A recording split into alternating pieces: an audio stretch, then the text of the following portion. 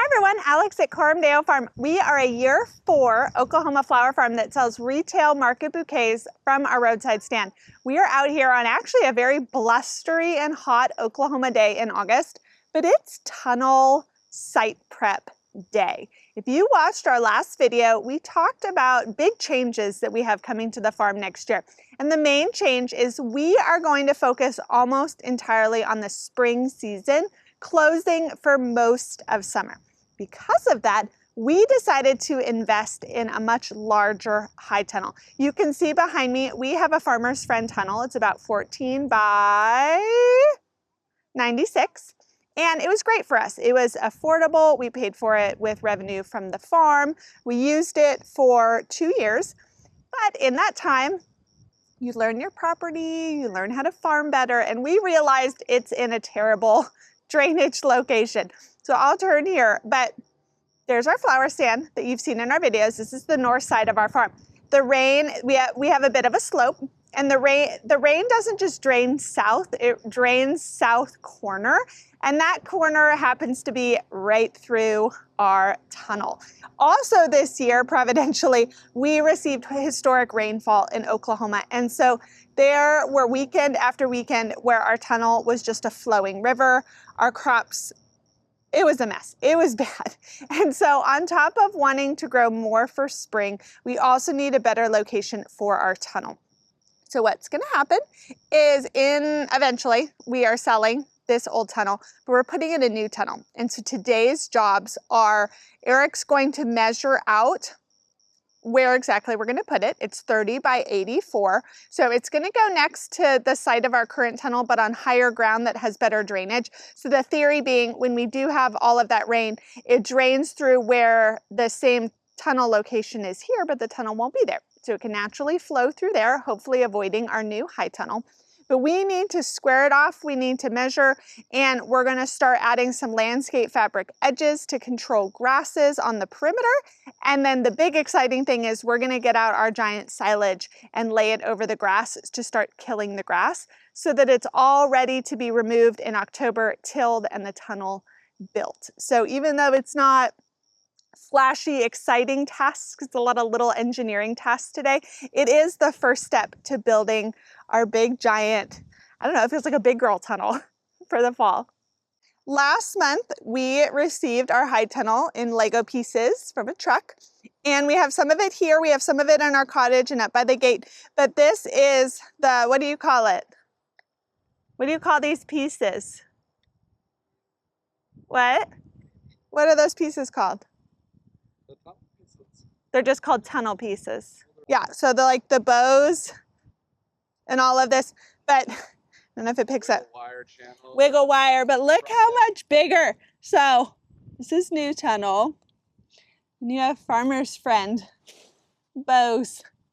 So you can see how much beefier and thicker it is. So it's gonna be a much bigger, more complicated build process than Farmer's Friend. So Eric is squatting so he can fit. We have a confession to make. We must repent of slander that has gone on unchecked in our channel for several years. And it's a time of confession. Would you like to share with them? We've been misidentifying a weed that has been thwarting us in our fields. We've been calling it, what was it? We called it Johnson grass. Johnson grass, which was a type of grass introduced in the U.S. sometime in the 19th century to help with erosion in ditches as we started to build out to the west. And so they planted this grass, which grew vigorously and perhaps too vigorously in our drainage ditches.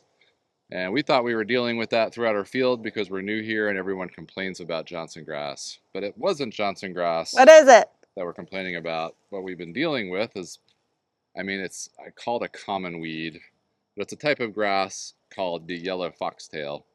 And as you can see here, this isn't going to focus as well on this camera. It's not a great foraging grass. Cows don't like it. We don't like it. It grows with like a red bottom and it splays wide. So it's kind of hard to mow with the way it grows, but it likes to find anything it can to grow in.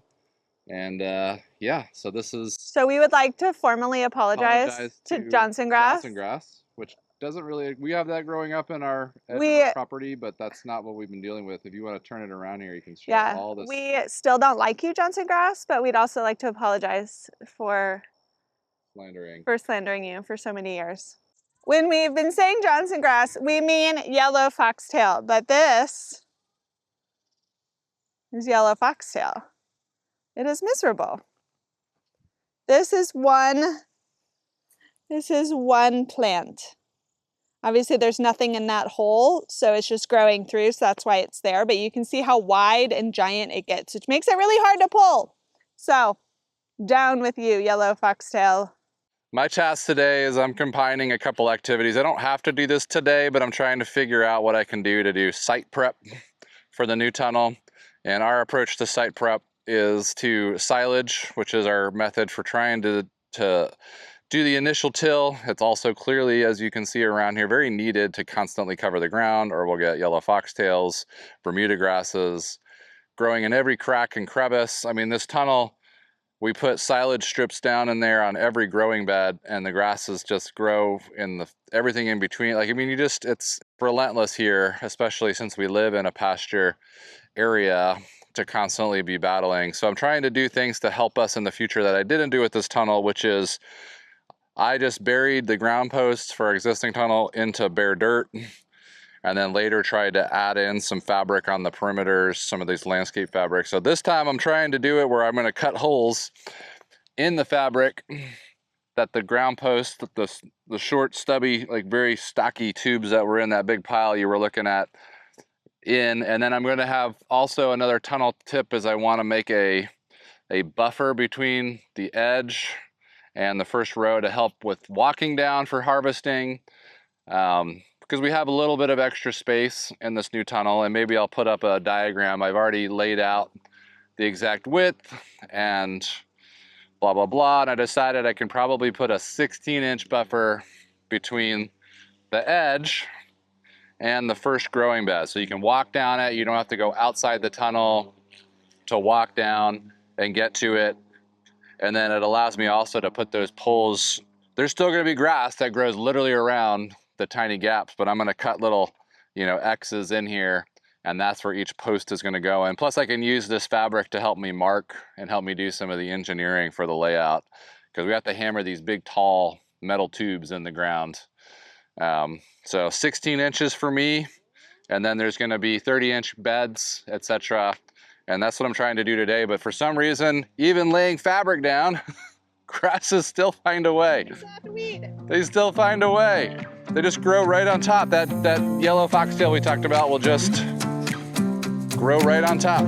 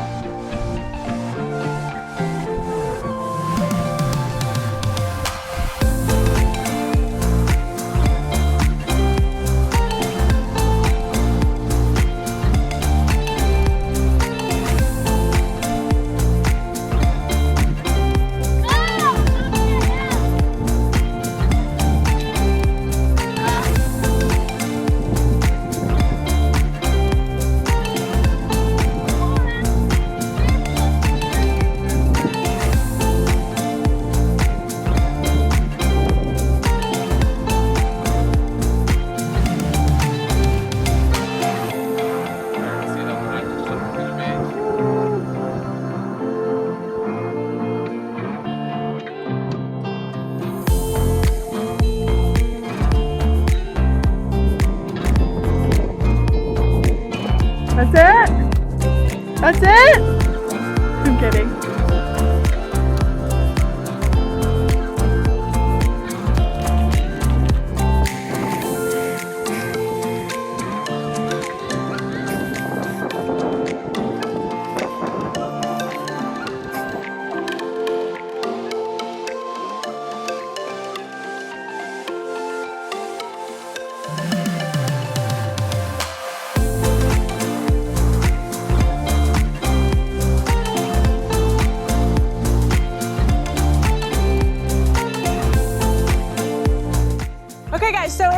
109 degrees outside and super windy, which is the exact conditions we recommend laying out a silage tarp. It makes it really easy, no problems whatsoever.